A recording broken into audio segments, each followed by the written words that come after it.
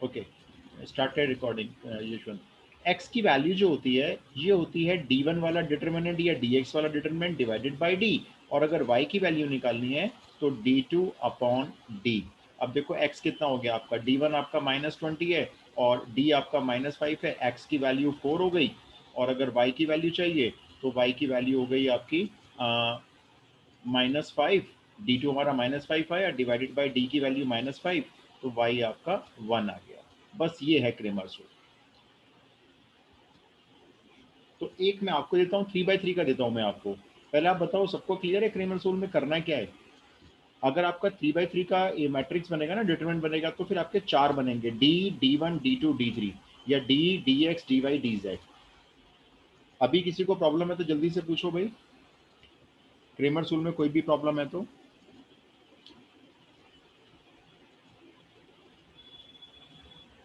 No sir. Okay, understood, ठीक है। तो चलिए मैं फिर आपको नोट करना, आप नोट करो, मैं पेज टर्न करूंगा, मैं आपको सेकंड क्वेश्चन देता हूँ करने के लिए। फिर इसमें कुछ कंडीशंस हैं कि जैसे डी अगर जीरो आ जाएगा तब क्या करेंगे।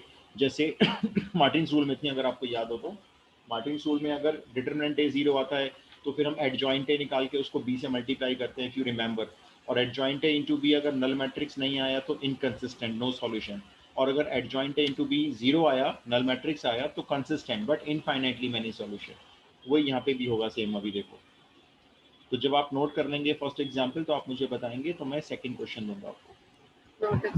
Sir noted. चलिए, तो सबको हो गया तो मैं सेकंड क्वेश्चन देता हूँ, आप ट्राई करके देखो second question. Using Cramer's rule या फिर यूजिंग डिटर्मिनेंट्स भी कह सकते हैं।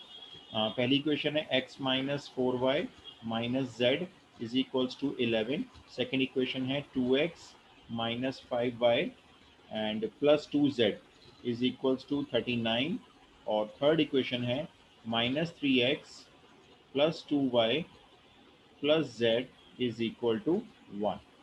चलिए जी, स्टार्ट करिए फटाफट से। तो आपको यहाँ पे पहले बनाना है डिटर्मिनेंट डी बनाना है सबसे पहले। एक मैं निकाल के दे रहा हूँ बस आपको, बाकी आप लोग निकालना फिर। ये आपका फर्स्ट डिटर्मिनेंट होगा जिसमें सारे कोफिशिएंट्स आ जाएंगे आपके। फर्स्ट रो, फर्स्ट इक्वेशन के फर्स्ट रो में लिख लेना, जैसे 1 -4 -1, फिर 2 -5 2, फिर -3 2 1। एक्सपैंड कर लो भाई इसको, फर्स्ट रो के एलिमेंट्स को उनके कोफैक्टर्स के साथ मल्टीप्लाई कर लो सब लोग।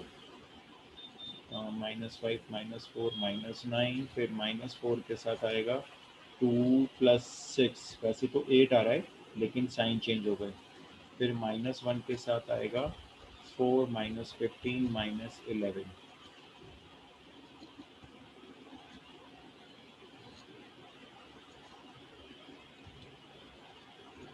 34 आ गया ना, ये 34 आ रहा है।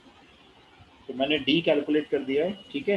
अब आप फटाफट से d1 बनाओ या dx बनाओ, सेकंड डिटरमिनेंट करो भाई सब लोग, मैं वेट कर रहा हूँ। थोड़ा स्पीड से भैया।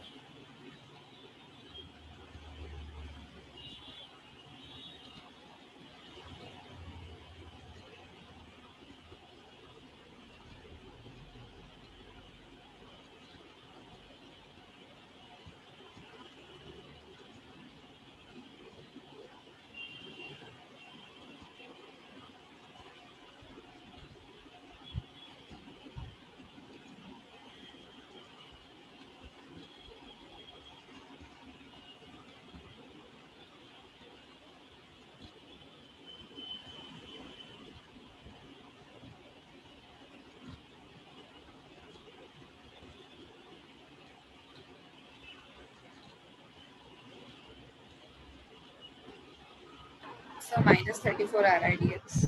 dx -34 आ रहा है, करेक्ट आ रहा है जी। बाकी लोग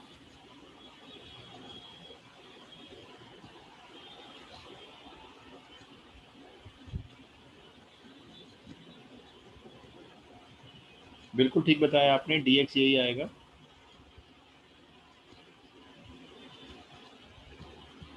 इसमें फर्स्ट कॉलम आपका यहाँ से रिप्लेस हो जाएगा इन कांस्टेंट वैल्यूज से, 11 से 39 से और 1 से, फर्स्ट कॉलम। शशांक मैं कर रहा हूँ बेटा एक्सप्लेन, देखो हम लोग यूज़ कर रहे हैं इक्वेशंस को सॉल्व करने के लिए क्रेमर्स रूल। क्रेमर्स रूल का पहला स्टेप, आपको एक डिटर्मिनेंट डी बनाना है। डी नाम रखो, आपकी मर्जी है, जो भी नाम रख सकते हो।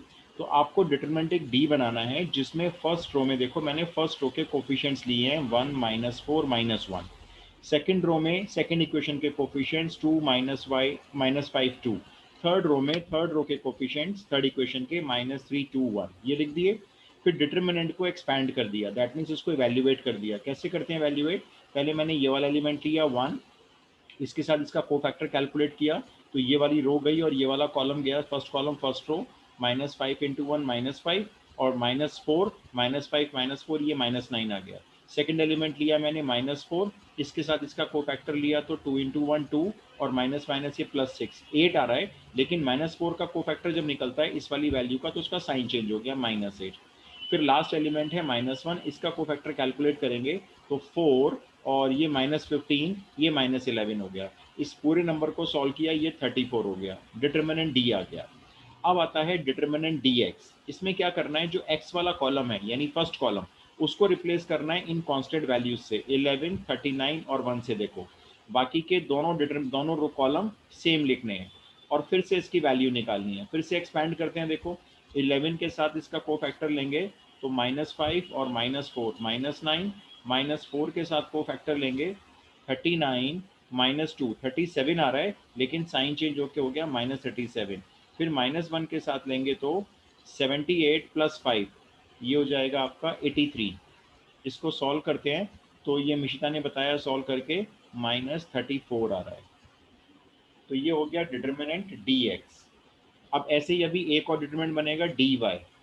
इसमें क्या होगा देखो, So -170 and -1 से 272. एक तो है -170 और 272, करेक्ट आ रहे हैं आपके सारे डिटर्मिनेंट करेक्ट हैं। अब आगे आंसर निकाल लो मिशिता, बिल्कुल ठीक है। अच्छा शशांक आगे देखो, अब क्या करना है, जब आप डी वाई बनाओगे ना तो डी वाला जो डिटरमिनेंट था जो फर्स्ट बनाया था उसमें बीच वाला कॉलम रिप्लेस होगा। तो देखो एक्स वाला कोफिशिएंट सेम आ गया 1 2 -3, बीच वाला कॉलम हो जाएगा इस बार चेंज 11 39 और 1 से, और थर्ड कॉलम सेम रहेगा।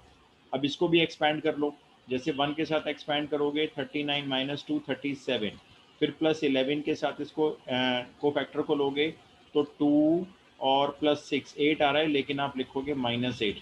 फिर -1 के साथ लोगे इसका कोफैक्टर तो 2 और +2 + 117, यानी हो जाएगा 119। इसको सॉल्व कर लो। निशिता कितना आ रहा था ये डी वाई?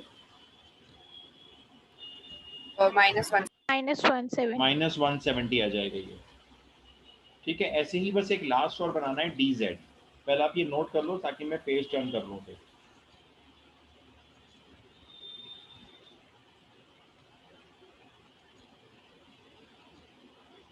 एक अब आपको डी जेड और बनाना है। उसमें क्या होगा, फर्स्ट कॉलम सेम रहेगा एक्स वाला, वाई वाला भी सेम रहेगा, जेड वाला चेंज हो जाएगा, ये वाला कॉलम वहाँ पे 11 39 और 1 आ जाएगा।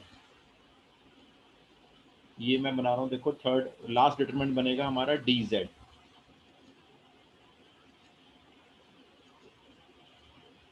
इसमें आपका फर्स्ट कॉलम सेम रहेगा जो था 1 2 -3, सेकेंड कॉलम भी सेम रहेगा -4 -5 2, और थर्ड कॉलम हो जाएगा हमारा 11 39 और 1। इसको भी सॉल्व कर लेते हैं, -5 और -78, ये हो गए -83। फिर -4 के साथ को फैक्टर ले लो, ये हो जाएगा 2 + 117 यानी 119, साइन चेंज कर देंगे लेके -119, और 11 के साथ इसका को फैक्टर लोगे तो 11 के साथ आ जाएगा 4 -15 -11। इनको सॉल्व कर लो प्लस माइनस करके, तो ये आ रहा है आपका 272। तो कुछ नहीं है, बस आपको डिटरमिनेंट की प्रैक्टिस कर रहे हो। आप देखो गर्भ का आंसर आ रहा है x -1 y -5 और z 8, एब्सोल्युटली करेक्ट आंसर है गर्भ, यही आ रहे हैं। अब देखो x की वैल्यू अगर निकालनी है, फुल एंड फाइनल आंसर पे आते हैं। x की वैल्यू अगर चाहिए आपको तो x आपको ऐसे लिखना है, x इज इक्वल्स टू जो x वाला डिटरमिनेंट था ना dx, वो d से डिवाइड होगा।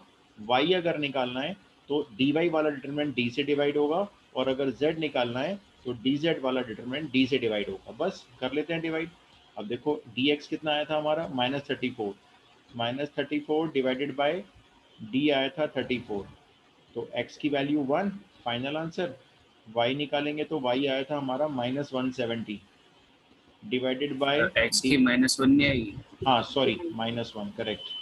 y की हो गई -5, और अगर z निकालेंगे तो ये आ जाएगा 272 अपॉन 34, ये 8 टाइम्स कट जाएगा इससे, है ना, तो z की वैल्यू 8 हो गई। बस ये है Cramer's rule. Just for the sake of knowledge, board में नहीं आएगा।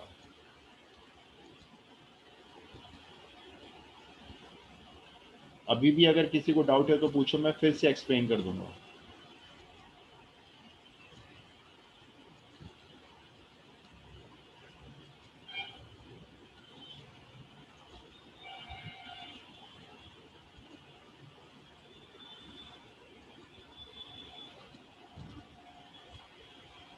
डन हो गया? Yes, sir. Yes, sir. अच्छा, अब इसमें फटाफट से ना कंडीशन लिख लेते हैं। अगर डी 0 आएगा तो क्या, ठीक है, फिर इसको वाइंड अप करते हैं ना। ये बस हमने समझ लिया है, कभी यूज करना हो तो आप लोग कर लेना कभी भी। अब इसमें आप ये कंडीशंस नोट कर लो।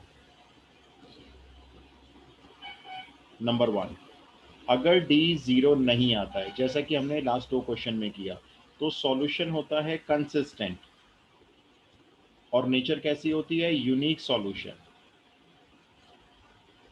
मतलब एक्स वाई जेड की वैल्यूज एक एक वैल्यू आ जाती है। सेकंड, अगर डी आपका 0 आ जाता है तो यहाँ पे आपको 2 चीज चेक करनी है। इफ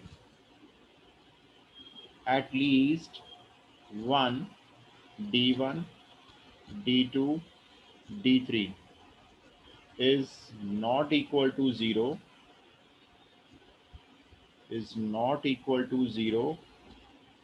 then सॉल्यूशन होगा यहाँ पे इनकंसिस्टेंट, जिसको आप नो सॉल्यूशन भी कह सकते हो। और सेकंड कंडीशन, अगर D0 आने के बाद आपका D1 भी 0 आता है, D2 भी 0 आता है और D3 भी 0 आता है, तो इसमें कंसिस्टेंट, लेकिन कैसा, यूनिक नहीं। कंसिस्टेंट के बाद infinitely many solutions, infinitely many solutions. देखो, अगर D0 आ गया, ठीक है, अब ध्यान से समझना जो मैं बोल रहा हूँ। अगर D0 आ गया तो आपने क्वेश्चन स्टॉप नहीं किया, आपने D1 चेक किया। अब मान लो D1 आपका 0 नहीं आया, तो आप क्वेश्चन को यहीं पे स्टॉप कर दो। जैसे मान लो मैंने कहा D तो 0 आ गया, भाई अब D1 निकालोगे, D1 -2 आ गया, बस क्वेश्चन को यहीं पे स्टॉप करोगे, ना D2 निकालोगे ना D3 निकालोगे, सॉल्यूशन हो गया इनकंसिस्टेंट। अगर D1 आपका 0 आ गया तो आप आगे चलोगे, D2 चेक करोगे, और D2 मान लो नॉन जीरो आया, फॉर एग्जाम्पल -3 कुछ ऐसे आ गया, फिर क्वेश्चन को स्टॉप करके फिर लिखोगे इनकंसिस्टेंट। और ये मान लो D2 भी 0 आ गया तो आपको D3 चेक करना होगा। और अगर D3 आपका नॉन जीरो आया, फॉर एग्जाम्पल 1 आया, अब आप यहाँ पे क्वेश्चन को स्टॉप करोगे और लिखोगे इनकंसिस्टेंट, नो सॉल्यूशन। और मान लो D3 भी 0 आ गया, फिर आपकी इसका मतलब ये सेकंड कंडीशन बन गई, तो आप लिखोगे कंसिस्टेंट और इनफाइनाइटली मैनी सॉल्यूशन हो जाएगा, और फिर वो इनफाइनाइटली मैनी सॉल्यूशन आप निकालोगे। तो आप ये नोट कर लो कंडीशन। एक क्वेश्चन इसका कर लेते हैं और इसको बस क्रेमर्स रूल को यही वाइंड अप करते हैं।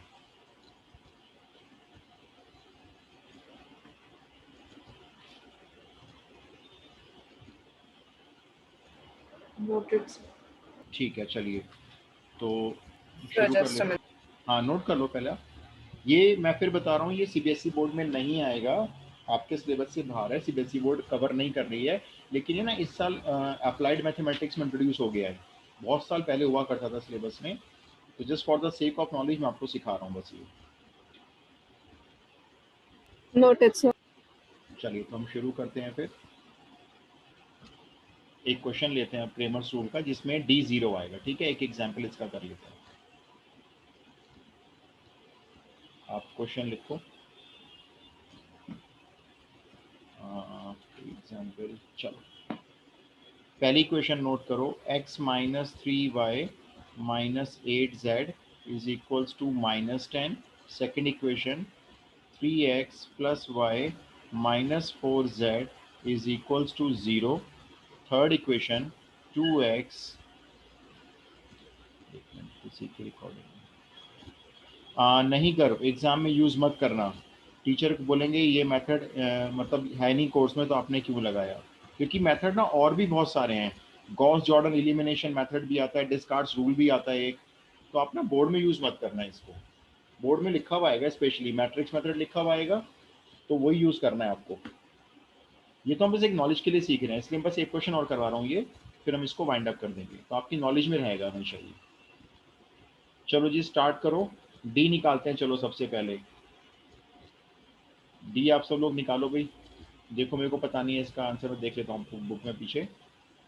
शायद इसका डी 0 आ रहा है, फिर भी चेक कर लो भाई आप लोग एक बार। 1 -3 -8 फर्स्ट रो, फिर सेकंड रो 3 1 -4, और थर्ड रो 2 5 6। एक्सपैंड कर लो भाई से।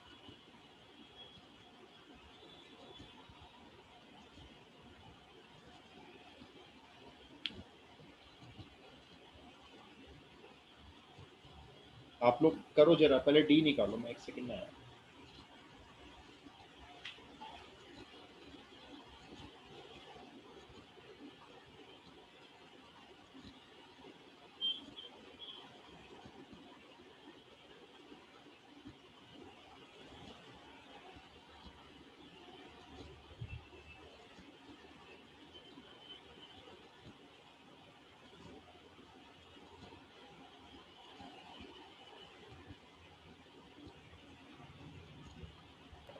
जीरो आ रहा है सर।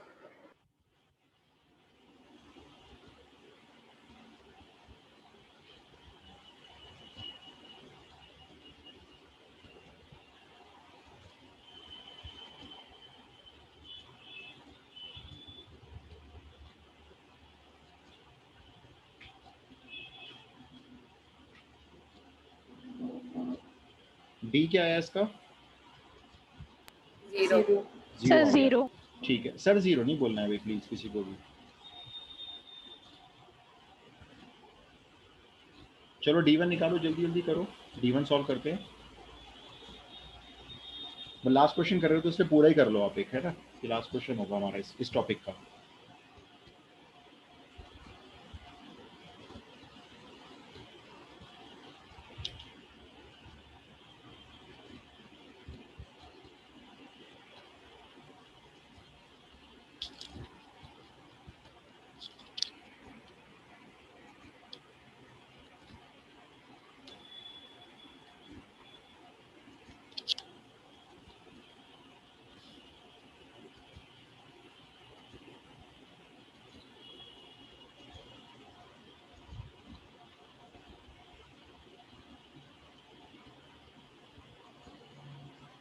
यस सर, D1 भी जीरो।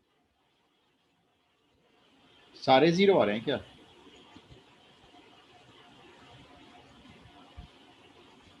सर अभी सिर्फ D1 निकाला है। अच्छा D1 निकाला है तो जीरो आ रहा है, ठीक है ये।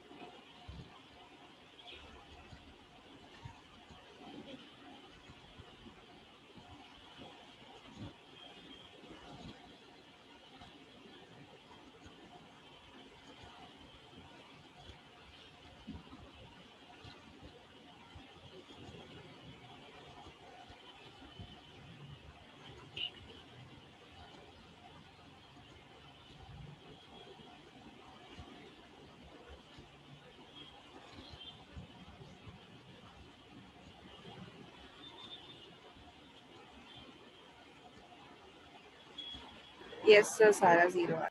सारे जीरो आ रहे हैं। तो सब लोगों ने कर लिया, तो एक बार नहीं किया तो आप लिख लो फिलहाल अभी। ये आपका डी भी 0 आ रहा है, आपका जो डी एक्स आएगा वो भी 0 आ रहा है, ठीक है। फिर उसके बाद आपका डी वाई वाला डिटरमिनेंट भी 0 आ रहा है, ये आप अंदर वैल्यूज को देख लेना। और फिर आपका जो डी जेड है ये भी भाई 0 आ रहा है, ठीक है। तो ये हमारे सारे 0 आ गए। आप बताओ सॉल्यूशन की नेचर क्या है?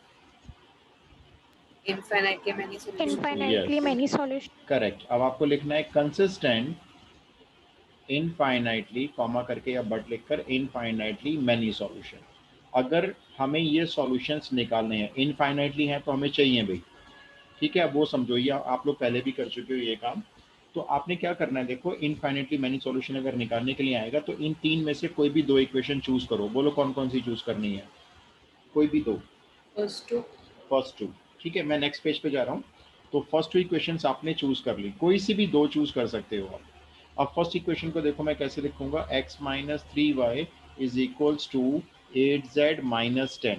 वो जो 8z था ना वो इधर आ गया, माइनस 10 में ऐड हो गया। और सेकंड इक्वेशन में 3x प्लस वाई, उसका जो माइनस 4z है वो 0 में ऐड हो गया, ये 4z हो गया। अब इसका डिटर्मिनेंट फिर से बनाएंगे एक d, ये बनेगा 2/2 का, देखो 1 माइनस 3, और इधर से बनेगा 3 1। इसको जरा एक्सपेंड करते हैं, कितना आ रहा है? ये आ रहा है 1 प्लस 9, ये 10 आ गया। अब बनाएंगे एक डिटर्मिनेंट dx, इसमें आपका फर्स्ट कॉलम हट जाएगा, फर्स्ट कॉलम के प्लेस पर आ जाएगा 8z माइनस 10 और 4z, सेकेंड कॉलम सेम रहेगा। इसको भी एक्सपेंड करते हैं, 8z माइनस 10 प्लस 12z, तो ये आपका सॉल्व करके हो गया, देखो 20z माइनस 10। फिर एक और बनाएंगे डिटर्मिनेंट dy, या d2 भी लिख सकते हो। इसमें 1 और 3 तो सेम रहेगा, सेकेंड कॉलम में आ जाएगा इस बार 8z माइनस 10 और 4z। इसको भी सॉल्व करते हैं, तो ये आ गया देखो 4z minus 24 plus 24z, sorry 24z और प्लस 30, तो ये हो गए 30 माइनस 20z, ठीक है। अब देखो x की वैल्यू निकालने के लिए यूज वही करेंगे Cramer's rule, dx divided by d। तो 20z माइनस 10 डिवाइडेड बाई 10, ऊपर से 10 कॉमन लेके 10 कैंसिल कर रहा हूँ देखो मैं, तो ये 2z माइनस 1। फिर y निकालना है, तो ये जो आपका dy आया ना 30 माइनस 20z, इसको डिवाइड कर देते हैं 10 से, तो ये ऊपर से 10 कॉमन लेके रह जाएगा 3 माइनस 2z। अब आपके देखो फाइनल आंसर कैसे लिखने हैं आपने। अब आप z को ना z मत रखो, अब आप z को कोई नंबर k ले लो। तो देखो x की वैल्यू हो गई 2k माइनस 1, y की वैल्यू हो गई 3 माइनस 2k, और z की वैल्यू है k। ये रहे आपके इनफाइनाइटली मैनी सॉल्यूशंस। अब आप इसमें k को अपनी तरफ से कोई भी नंबर पुट करते जाओ और जितने सॉल्यूशन चाहिए लेते जाओ। यहाँ पे k कोई भी आर्बिट्रेरी कांस्टेंट हो सकता है, कोई भी रियल नंबर। बोलो भाई, क्लियर हुआ? Yes sir. चलो, तो मैं फिर आपको ना वो नहीं सिखा रहा हूँ, रहने दो, आप बोर हो जाओगे। ये गॉस जॉर्डन एलिमिनेशन मेथड भी होता है। ये एक्चुअली क्या है कि कहीं कंपटीशन में भी नहीं आता ये, मतलब ग्रेजुएशन लेवल पे जब आप आगे जाओगे तो वहाँ आपको सीखने को मिलेगा। वैसे ये अगर आप मैथमेटिक्स में आगे करते हो, कुछ एडवांस करते हो, तो ये आ जाएगा आपके सामने। तो हम लोग क्रेमर्स रूल पे स्टॉप करते हैं। अच्छा, अब मेरे को बताओ, मैंने एरिया ऑफ ट्रायंगल करा दिया आपको? No sir. ठीक है, No, तो sir. ये और करते हैं, टॉपिक छोटा सा है ये एनसीईआरटी में भी है, और वाइंड अप करते हैं चैप्टर को। तो अब आता है एरिया ऑफ ट्रायंगल, ये 2 डायमेंशनल प्लेन के लिए होगा। 2 डायमेंशनल प्लेन मतलब 3D ज्योमेट्री में ट्रायंगल बनाएंगे तो नहीं निकलेगा इसका area. 2 dimensional plane using determinants, using determinants. इसका क्वेश्चन भी आ जाता है, देखो 1 या 2 मार्क्स में तो पूछ ही लेते हैं कभी कभी, कुछ ज़्यादा खास इंपॉर्टेंट नहीं है, लेकिन बहुत कम आया बोर्ड में। देखो हम लोगों ने 10th क्लास में सीखा था एरिया ऑफ ट्रायंगल, ये था क्वाड्रेटिक ज्योमेट्री में था ये, थोड़ा सा हमने 11th क्लास में भी शायद कहीं यूज़ किया हो।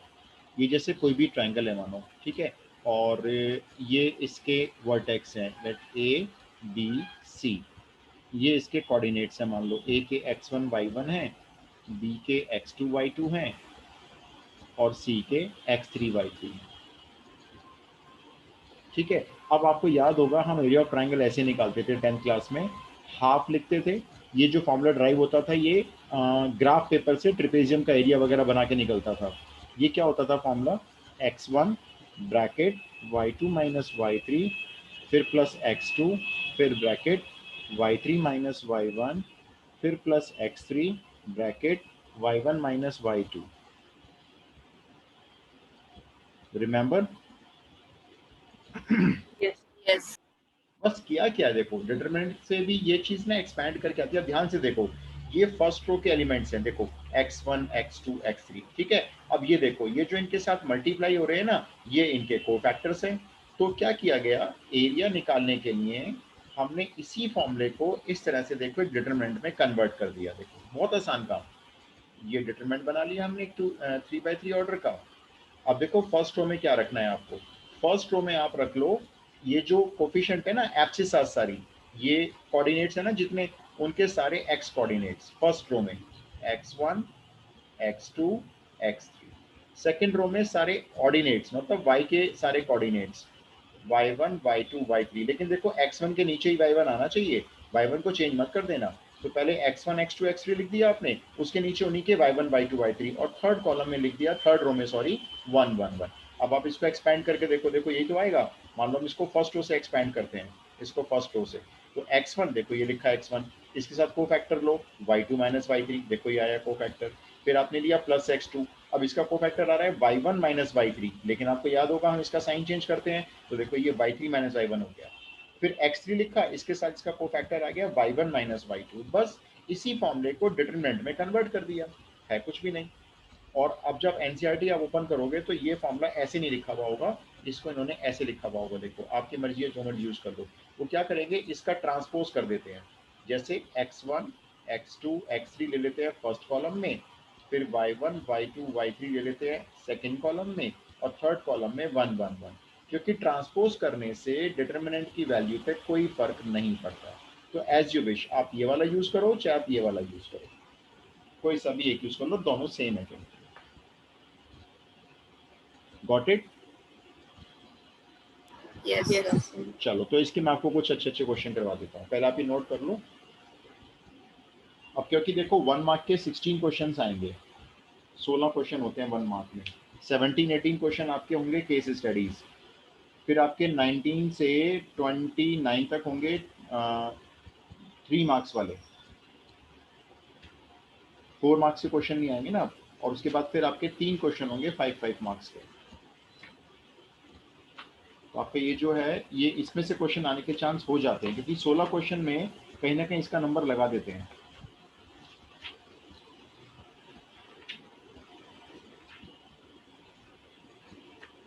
एक मिनट, एक्सरसाइज ओपन कर रहा हूँ।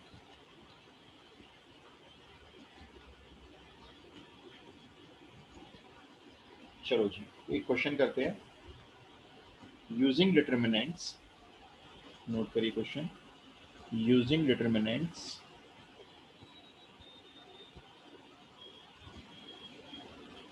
इफ द पॉइंट्स, कॉमा करके, इफ द पॉइंट्स, पॉइंट्स के कोऑर्डिनेट्स लिखो सीधा, a0, दूसरा 0,b, तीसरा 1,1 are collinear,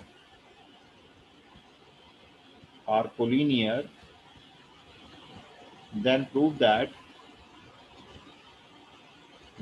that a plus b is equals to ab।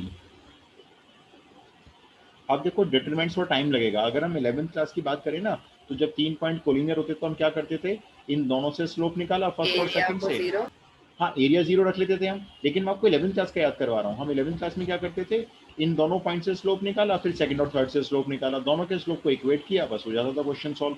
लेकिन अब यहाँ पे देखो लिखा हुआ आया यूजिंग डिटरमिनेंट्स, तो क्लास 12 के बच्चे को डिटरमिनेंट ही यूज करना होगा। तो मैं एडवाइस करता हूँ, आपके पास जब ये क्वेश्चन आएगा 1 मार्क में आएगा तो मत शो करना फॉर्मूला, 2 मार्क्स में आएगा ना, टीचर को फॉर्मूला शो कर देना कि आप क्या यूज कर रहे हो। फर्स्ट रो में लिख देना x1 x2 x3, second row में लिख देना y1 y2 y3, third row में लिख देना 1 1 1। अब इसके अंदर सारी वैल्यूज पुट कर दो। हाँ, एरिया को आप 0 लोगे क्योंकि वो तो पॉइंट्स कोलिनियर है। तो फर्स्ट रो में आ गया देखो a0 1, सेकंड रो में आ गया 0 b 1, और थर्ड रो में 1 1 1। बस इस 2 को तो मल्टीप्लाई कर दो क्रॉस में, 0 से 0 हो गया, इसको एक्सपैंड कर लो, तो करके देख लो आप, आ जाएगा। इसमें क्या करूँ मैं आगे सॉल्व, इसको फर्स्ट रो के एलिमेंट्स को उन्हीं के कोफैक्टर से मल्टीप्लाई कर लो।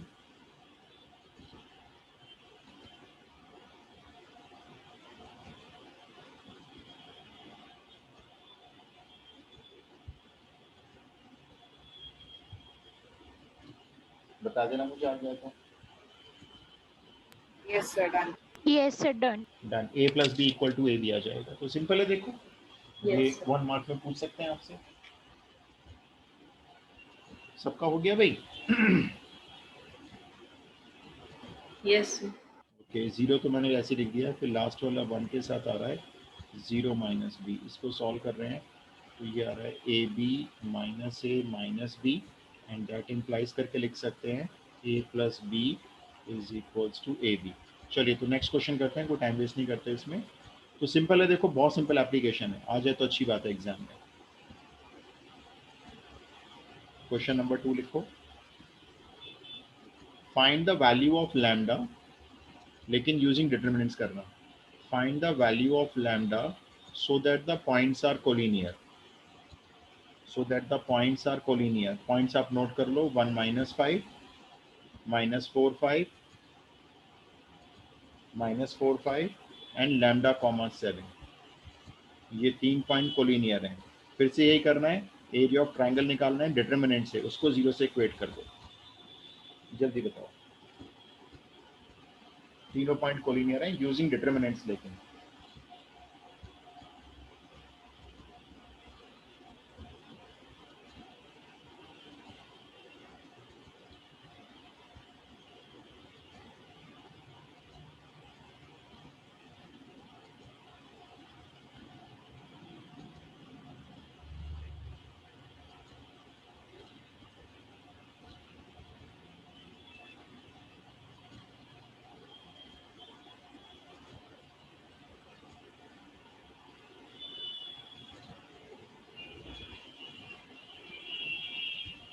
Sir lambda is -5। Lambda -5, okay let's check, correct है भाई। और कोई?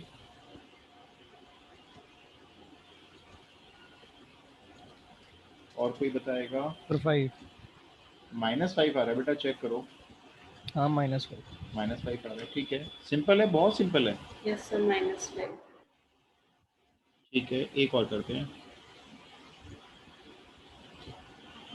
गर्व, अभी तक तो देखो मैं आपको सबको बता दूं, लास्ट ईयर सीबीएसई बोर्ड ने कुछ पोर्शन डिलीट कर दिया था 11th क्लास में भी और 12th क्लास में भी। तो इस साल भी अभी तक सीबीएसई बोर्ड की तरफ से नोटिफिकेशन नहीं है, तो हम लोग लास्ट वाला नोटिफिकेशन जो लास्ट आया था उसी को फॉलो कर रहे हैं। मतलब हम डिलीटेड पोर्शन किसी भी चैप्टर का नहीं कर रहे हैं, अभी फिलहाल हम नहीं कर रहे हैं, लेकिन मैं कुछ चीज़ें आपको करवाऊंगा जो डिलीटेड है, होने दो डिलीटेड, लेकिन for the sake of knowledge आगे आपके काम आएंगी, वो मैं करवाता जाऊंगा। बाकी सीबीएसई बोर्ड ने अभी तक कुछ नहीं बोला, हमने डाला हुआ है मेल, तो मान के चलो वो अभी भी डिलीटेड ही रहेगा, क्योंकि अभी तक देखो स्कूल ओपन होने के फिर से कोई चांस नहीं है न्यू सेशन के ना आप लोगों के। वही अक्टूबर सितंबर में जाकर मेरे ख्याल से स्कूल ओपन की बारी आएगी, तभी बंद ही रखेंगे स्कूल्स को ये। चलो जी, तो नेक्स्ट क्वेश्चन लेते हैं। नेक्स्ट क्वेश्चन लिखो, if the area of the triangle whose vertices are, if the area of the triangle, next question, whose vertices are, अब आप वर्टेक्स नोट कर लो इस ट्राइंगल के, K0 4 0 एंड 0 2। एक ट्राइंगल जिसके वर्टिसेस हैं, ये वर्टिसेस हैं, उसका एरिया 4 स्क्वायर यूनिट्स दिया हुआ है, 4 स्क्वायर यूनिट्स एरिया है, आपको K की वैल्यू बतानी है। अगेन 1 मार्क क्वेश्चन, ट्राइंगल का एरिया 4 स्क्वायर यूनिट्स है अगर, तो डिटरमिनेंट्स को यूज करके आप K की वैल्यू बताओगे।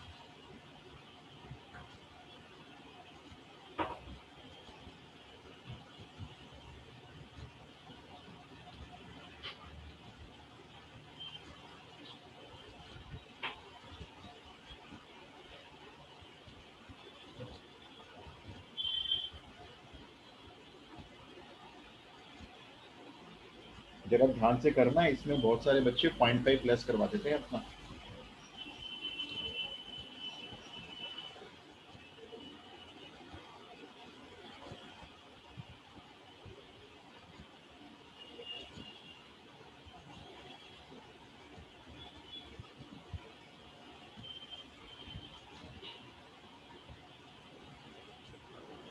K is equal to 0. So 0. Zero आ रहा है। ओहो, मैंने कहा था देखो ध्यान से करना, 0.5 प्लस हो जाता है आपका। सर के 0.5 माइनस हाफ। नहीं, माइनस हाफ तो आ ही नहीं रहा, के जीरो आ रहा है, लेकिन मैं नहीं नहीं नहीं। अच्छा देखो, मैं आपको बताऊं गलती क्या कर रहे हो आप लोग, बहुत टाइम वेस्ट नहीं करते ना। हाँ, अब आपने मेरे को के की 2 वैल्यू बताई, महेश टू नहीं आ रहा बेटा। के की एक देखो, 3-4 बच्चों ने 0 बताई, आपने 8 बताई, ये दोनों ही आंसर हैं। अब कुछ बच्चे 0 लिखते हैं, कुछ बच्चे 8 लिखते हैं, दोनों आंसर कोई नहीं लिखता, इसलिए यहाँ पे मार्क्स लेस हो जाते हैं। समझो, देखो ये आप 10th क्लास में भी करते थे, ऐसे नहीं कि अभी 11th 12th में ही सीख रहे हो, ये चीज़ ऑलरेडी आपको आती है ये चीज़। आपने क्या किया, ट्राइंगल का एरिया 4 रख लिया, इधर हाफ रख लिया, फर्स्ट रो में रख दिए एक्स के सारे कोफिशिएंट्स, सेकंड रो में रख लिए वाई के सारे कोफिशिएंट्स, और थर्ड रो में रख लिया आपने 1 1 1। अच्छा, ये 2 तो चलो 4 से मल्टीप्लाई कर दिया आपने, तो दैट इम्प्लाइज 8 हो गया ये तो। और इधर आपने इसको एक्सपैंड किया, तो k के साथ उसका को फैक्टर आ गया 0 -2, दैट मीन्स -2। फिर 4 के साथ उसका को फैक्टर आ गया 0 -2, फिर से -2 आ रहा है, लेकिन हम +2 करेंगे। और 0 के साथ कुछ लेने की जरूरत नहीं है, क्योंकि ये थर्ड एलिमेंट 0 है। आप इसको जब सॉल्व कर रहे हो तो यहाँ से k की वैल्यू आपकी 0 आ रही है, बिल्कुल करेक्ट आ रही है। लेकिन ध्यान रखो, k की वैल्यू, ये जो एरिया है ना, इसको आपने सॉल्व कर लिया। जैसे आप, अब आपको इसको, इस एरिया को एक मॉडुलस के साइन में रखना है। अब ये डिटरमिनेंट नहीं है, इस वक्त ये मॉडुलस का साइन बन गया, क्योंकि जो अंदर वैल्यू है वो नेगेटिव पॉजिटिव कुछ भी हो सकती है ना। अब देखो k इज इक्वल्स टू आप लिखोगे, अब मैंने हटा दिया मॉडुलस, तो यहाँ पे 8 के साथ आ गया प्लस माइनस का साइन, यहाँ पर आ गया -2 के +8। अब देखो 2 केस बनाया आपने, एक तो 8 इज इक्वल्स टू -2 के +8, और एक -8 इज इक्वल्स टू -2 के +8।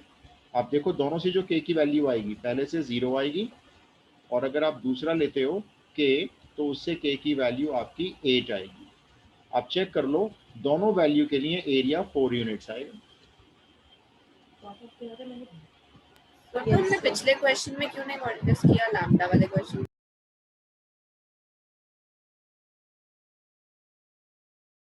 देखो पिछले क्वेश्चन में मैंने क्यों नहीं किया, आपको बताता हूँ। देखो मेरे पास एरिया 0 है, ठीक है, और मैंने यहाँ पे मॉडुलस में लिख दिया 2x - 4, मान लो। अब मेरे को x निकालना है, मैंने फिर वही किया। सपोज करो मैंने कहा भी इसको +-0 लेते हैं, और मॉडुलस हटा दिया।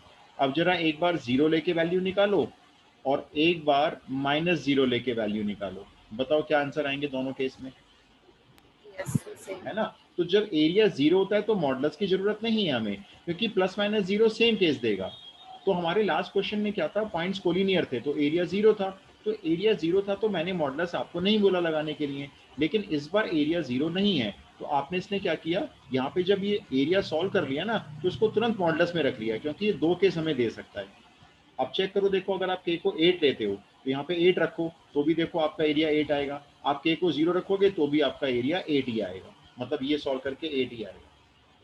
तो ये चीज़ ध्यान रखनी है, बस कुछ ज़्यादा खास बात नहीं है। देखो अगर एरिया कुछ गिवन है, 4 5 6 कुछ गिवन है, तो जब आप एरिया को सॉल्व करोगे ना, इसमें अंदर मिसिंग वेरिएबल डालेंगे कोई, वो k डालेंगे, x डालेंगे, तो इसको मॉडुलस में रखकर निकालना,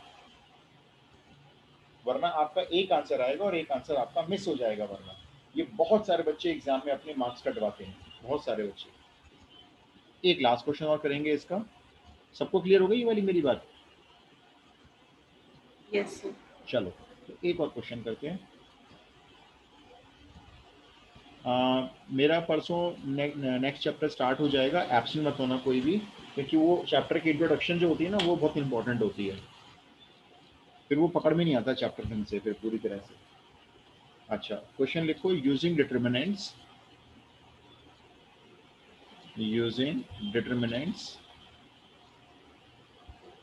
find the equation of the line joining, find the equation of the line joining the points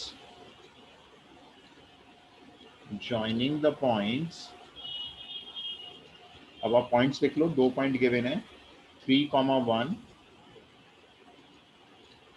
sorry 3,6 3,1 नहीं है 3,6 एंड 1,2 यूजिंग डिटरमिनेंट्स। डिटरमिनेंट को लेकिन यूज करना है आपको, दिखाना है यूज करके, और इन 2 पॉइंट को एक लाइन ज्वाइन करके जो जाती है उसकी इक्वेशन मांग रहे हैं आपसे, मतलब कोऑर्डिनेट ज्योमेट्री का क्वेश्चन डिटरमिनेंट्स में डाला हुआ है।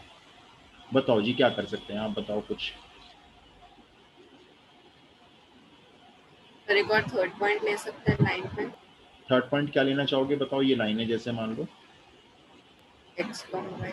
यस, आप एक काम करो ना, एक पॉइंट रख लो अपना एक्स वाई, कहीं इस लाइन पे होगा एक पॉइंट, ये रफ फिगर ऐसी है, ये 3,6 हो गया और ये 1,2 हो गया। अब बताओ क्या करोगे, पॉइंट तो रख लिया हमने x comma y, area 0। Area 0, put बस it अब in डिटरमिनेंट्स, determinant form. बिल्कुल बिल्कुल ठीक कहा आपने। अब डिटरमिनेंट बनाओ फटाफट से एरिया के लिए, एरिया को 0 पुट करो और एक्सपैंड कर दो डिटरमिनेंट को, एक्स वाई में इक्वेशन आ जाएगी। ये बोर्ड में आया हुआ क्वेश्चन है, ये 1 मार्क नहीं आया होगा मेरे ख्याल से, तो मार्क्स गिवन नहीं है यहाँ पे। बिल्कुल ठीक कहा आपने। तो एक थर्ड पॉइंट आपने एक्स वाई फिगर में भी शो कर दिया, टीचर देख लेंगे फिगर में। और अब एरिया को आप डायरेक्टली 0 पुट कर दो, हाफ लिखने की जरूरत नहीं है भाई, हाफ तो सीधा 0 में चला जाएगा, सीधा डिटरमिनेंट ही बना लेना है इसमें। वो अंडरस्टूड होता है कि हाफ क्यों नहीं है भाई, हाफ मल्टीप्लाई 0 से हो गया। ठीक है, डिटरमिनेंट को एक्सपैंड कर लो, x 3 1 फिर y 6 2 फिर लास्ट रो 1 1 1, एक्सपैंड कर लो इसको।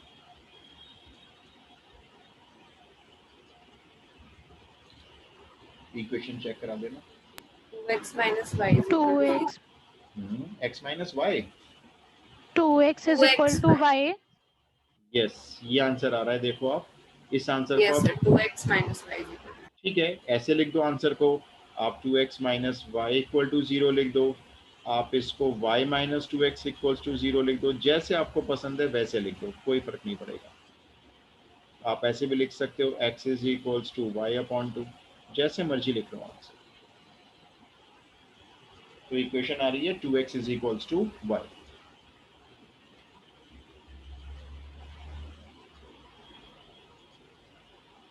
बताओ जी क्लियर है?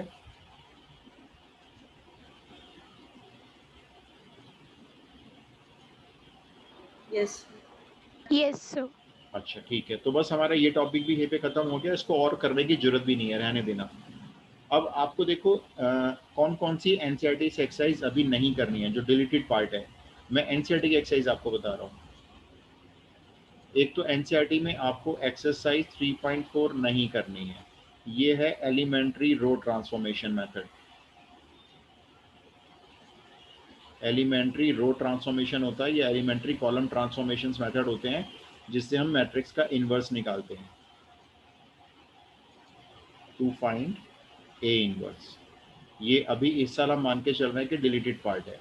और एक इसमें प्रिंसिपल ऑफ मैथमेटिकल इंडक्शन के कुछ क्वेश्चन है, ये तो वैसे भी नहीं आएगा क्योंकि 11th क्लास में इसको बच्चों को मना कर दिया था ना करने के लिए, ये 11th क्लास में पोर्शन डिलीट करवा दिया था, प्रिंसिपल ऑफ मैथमेटिकल इंडक्शन, इसको शॉर्ट फॉर्म में पीएमआई कहते हैं। ये 11th क्लास में चैप्टर नंबर 4 था आपका। इसके ऊपर कुछ क्वेश्चन मिलेंगे आपको एनसीईआरटी मिसलेनियस में, मैं बताता हूँ कितने क्वेश्चन होंगे, 1 2 3 4 5, और टोटल 5 होंगे मेरे ख्याल से। ये एक सॉल्ड एग्जाम्पल होगा और 3 मिसलेनियस में है, तो ये आपको नहीं करने हैं दोनों, ये भी नहीं करना है आपको, ये भी नहीं करना है, मैंने इसलिए आपको करवाया भी नहीं है। और चैप्टर 4 की बात करते हैं, तो चैप्टर 4 में एक्सरसाइज 4.2 ये नहीं करनी है। इसमें using properties of determinants proving वाले क्वेश्चन होते हैं, यूजिंग प्रॉपर्टीज ऑफ डिटरमिनेंट्स, पूरी एक्सरसाइज नहीं करनी है, ये यूजिंग नहीं, ये बस ये लिख लो प्रॉपर्टीज ऑफ डिटरमिनेंट्स, ये एक्सरसाइज नहीं करनी। अभी फिलहाल आप इनकी प्रैक्टिस मत करना, कोई अगर उनको कोई नोटिफिकेशन क्लैरिफिकेशन आता है सीबीएसई बोर्ड से तो डोंट वरी मैं करा दूंगा। पीएमआई तो वैसे भी नहीं कराऊंगा, तो बिल्कुल यूजलेस है, ये कहीं यूज़ नहीं होगा। एलिमेंट्री ट्रांसफॉर्मेशन भी कोई खास यूज़ नहीं होता। अच्छा मिशिता, वो जो आप steel and power and problem बोल रहे हो ना, वो एक्चुअली अप्लाइड मैथमेटिक्स में आता है और वो कहलाता है लियोनटॉफ बोलते हैं सॉरी इसको, इनपुट आउटपुट मॉडल होता है ये साइंस वालों के कोर्स में नहीं है, ये एक्चुअली ना इकोनॉमिक्स का थोड़ा सा पार्ट है। ये मैंने वैसे अप्लाइड मैथमेटिक्स वाले बैच में करा दिया है। ये लियोनटॉफ इनपुट आउटपुट मॉडल, ये एक ऐसा आउटपुट मॉडल होता है जिसमें ना मार्केट से इंडस्ट्रीज की हम इनपुट आउटपुट कलेक्ट करके किसी भी इंडस्ट्री के आउटपुट निकालते हैं। ये वसीले ने दिया था, बहुत इंपॉर्टेंट होता है। अगर इकोनॉमिक्स है आपके पास तो ये आना चाहिए, किसी के पास अगर इकोनॉमिक्स है तो ये उसको जरूर यूज करेगा आगे जाकर। लियोनटॉफ इनपुट आउटपुट मॉडल, तो ये मैं नहीं करवा रहा हूँ, मैं आप लोगों को अगर कहोगे तो मैं अलग से करवा दूंगा।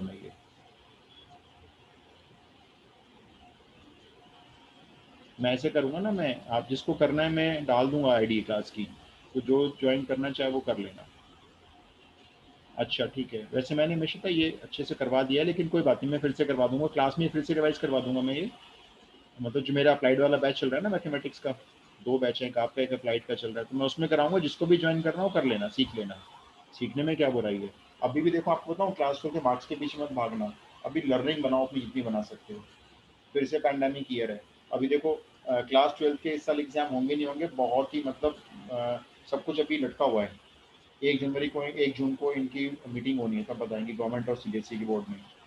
मेरे को लग नहीं रहा कि ये एग्जाम हो पाएंगे सर 12th के भी, तो इसमें आप लोग ना नॉलेज गेन करो अपनी जितनी गेन कर सकते हो, पेपर तो ईजी आएगा बहुत। चलो जी, फिर हम नेक्स्ट क्लास में मिलते हैं और न्यू चैप्टर करेंगे फिर। ऑलराइट, जय हिंद सर। जय हिंद सबको, जय Hind. Okay Thank you, sir. बेटा, जय हिंद, जय हिंद।